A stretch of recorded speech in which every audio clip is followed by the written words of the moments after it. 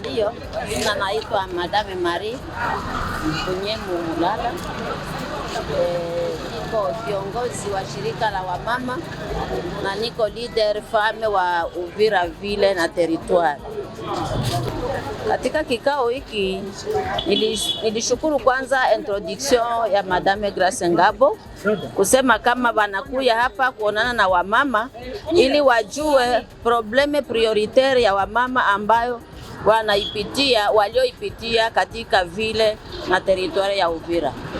Programe ni ya PDDRS ndio yenye ilikuya kutuona, na programe hiyo inasema haisemi juu tu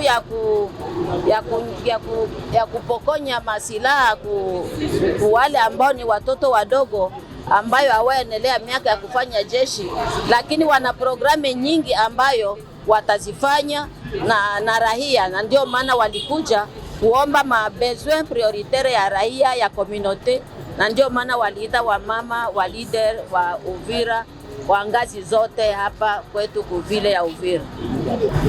Kwa kweli tulimuomba vitu vingi ambavyo tuliomba atufikishie ku serikali.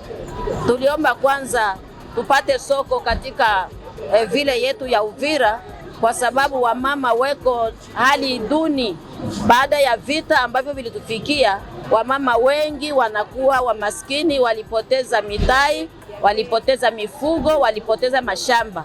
Kwa hiyo wale wamama wangilisaidiwa njia moja au nyingine kwa serikali, wasaidiwe, na wale waliokimbia na wale ambao wanarudi, serikali angalie kisi gani itasaidia wale wamama ili wapate kuwa na uwezo wa kuchunga jamaa zao, uwezo wa kusaidia watoto wao, uwezo wa kusaidia jamaa yanayopatikana katika vile yetu ya Uvira na kuondoka katika maskini. Kwa sisi FONAREV tunalomba kabisa FONAREV kwamba itukumbuke wamama wengi baada ya hivi vita walipata ubakaji mwingi sana, to ya violence au ya viol sexuelle iko mingi sana. Tunalomba kabisa institution ya FONAREV ikuye kutumika kazi katika vile ya Uvira na territoire na Fizi, Uvira na Baraka.